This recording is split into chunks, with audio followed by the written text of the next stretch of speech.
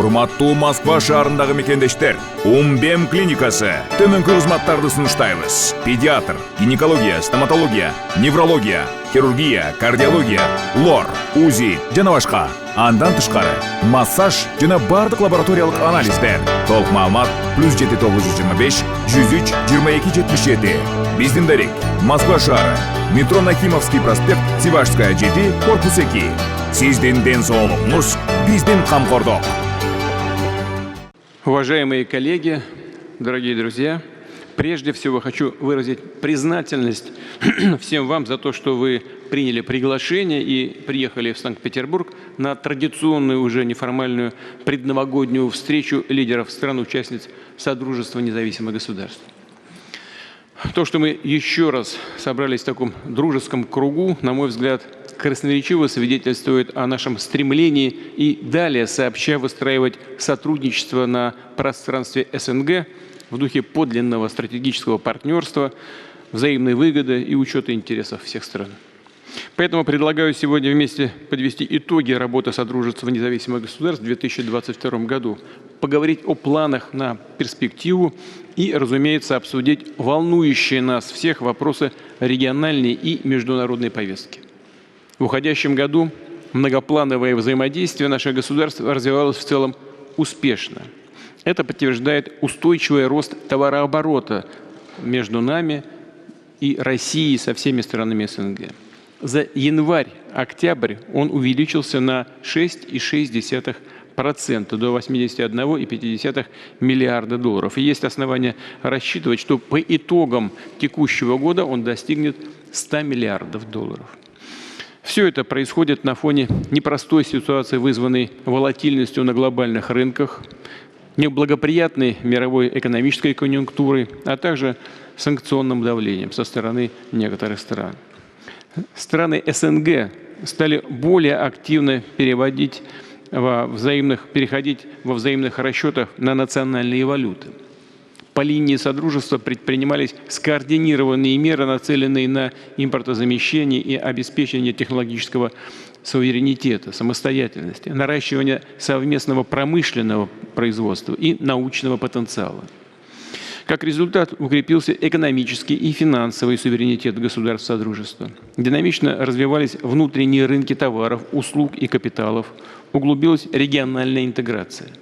Еще одним ключевым направлением сотрудничества стран СНГ является поддержание безопасности и стабильности в нашем общем евразийском регионе.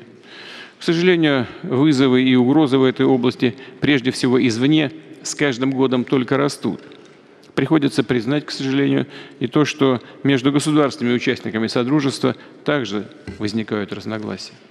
Главное, однако, что мы готовы и будем сотрудничать. И даже если возникают какие-либо проблемные вопросы, стремимся решать их сами, вместе, сообща, оказывая друг другу товарищескую помощь и посредническое содействие.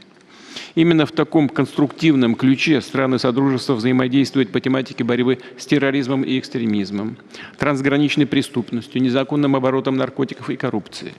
Упомяну, что в этом году плотные оперативные контакты, как и прежде, поддерживались между национальными органами безопасности и спецслужбами, а также другими структурами, отвечающими за обеспечение правопорядка и внутренней стабильности. Следует с удовлетворением констатировать, что сотрудничество государств СНГ охватывает и такую важную сферу, как сохранение единого культурно-гуманитарного пространства, расширение разнообразных обменов между гражданами. Наши народы связывает действительно многое. Общая история, духовные корни, глубокое переплетение культур и обычаев, ценностей и традиций. И, конечно же, русский язык, который является мощной объединяющей силой, скрепляющей наши многонациональные государства. Напомню, что ранее на одном из саммитов мы приняли решение провести в странах Содружества в 2023 году год русского языка. Я хотел бы поблагодарить вас всех за поддержку этой инициативы. Разработана весьма обширная программа мероприятий, направленных на поддержку, сохранение и повышение статуса языка, как языка межнационального общения, на всемирную популяризацию наших достижений в области культуры. Проведение таких мероприятий будет способствовать духовному и культурному взаимообогащению государств СНГ. И в заключение хотел бы вновь выразить уверенность в том, что углубление взаимодействия в рамках СНГ отвечает коренным интересам народов наших стран, помогает эффективнее решать задачи социально-экономического развития государств Содружества и укреплять региональную стабильность и безопасность. Уважаемые друзья, еще раз благодарю вас за то, что откликнулись на приглашение приехать в Санкт-Петербург.